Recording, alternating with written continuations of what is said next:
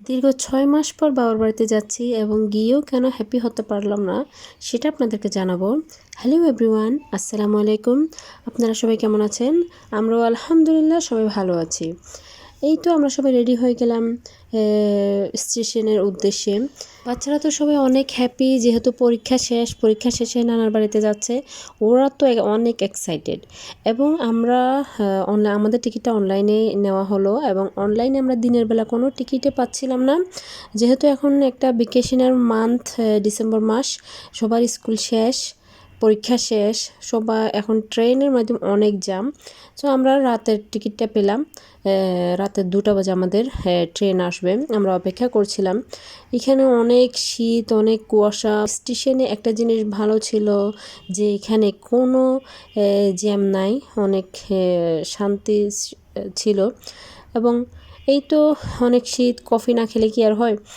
So আমি তো coffee খেতে খেতে 2 কাপ কফি খেয়ে ফেললাম। যেহেতু আমরা ব্রাহ্মণবাড়িয়া থাকি, এখান থেকে আমাদের বেশিরভাগই রাতের বেলায় যাওয়া হয়। এখান থেকে ট্রেন বেশিরভাগই আমাদের অনলাইনেই কাটা হয় এবং রাতের বেলা জ্যামটা একটু কম থাকে, নিরিবিলি যাওয়া যায়। তো আমরা বেশিরভাগই রাতের বেলায় যাই। আর বাচ্চার আব্বু ওদেরকে আমাদের মাননীয় প্রধানমন্ত্রী শেখ হাসিনার কিছু এখানে স্মৃতিময় ছবি ছিল, সেগুলো দেখাচ্ছিল এবং পরিচয় করাচ্ছিল যে এখানে কোনটা আমাদের প্রধানমন্ত্রী এবং কোনটা কে। ভালোই লাগলো। এবং আমরা ট্রেনের অপেক্ষা করতে করতে অনেক ট্রেন আসছিল এবং অনেক যাত্রীরাই আসতেছে, এগুলো আমরা দেখছিলাম। ভালো লাগছে। এবং আমাদের তো অপেক্ষার মালা আর শেষ হচ্ছিল না। বাচ্চারা তো অনেক এক্সাইটেড, কখন আমাদের ট্রেন আসবে, কখন আমাদের ট্রেন আসবে এবং আমরা যাব সেটা, এবং অপেক্ষা করছি। আর যেহেতু 6 মাস পর বাবার বাড়িতে যাচ্ছি, আমিও আসলে অনেক এক্সাইটেড। অনেক দিন আসলে কোথাও যাওয়া হয় না, বাচ্চাদের পরীক্ষা, স্কুল এগুলো নিয়ে ব্যস্ত ছিলাম। এইটা আমাদের ট্রেন চলে আসছে এবং আমরা তারপর ট্রেনে উঠে ঘুমাই গেলাম। ঘুমের মধ্যেই আমাদের স্টেশন, আমরা চট্টগ্রাম স্টেশন চলে এসেছি এবং আমরা এখন পৌঁছে গেছি। এটাও চট্টগ্রাম স্টেশন। পৌঁছানোর পর আমার হাজব্যান্ড সব ব্যাগগুলো নামাচ্ছিল এবং আমরা এক এক করে সব ব্যাগ নিয়ে নামছিলাম।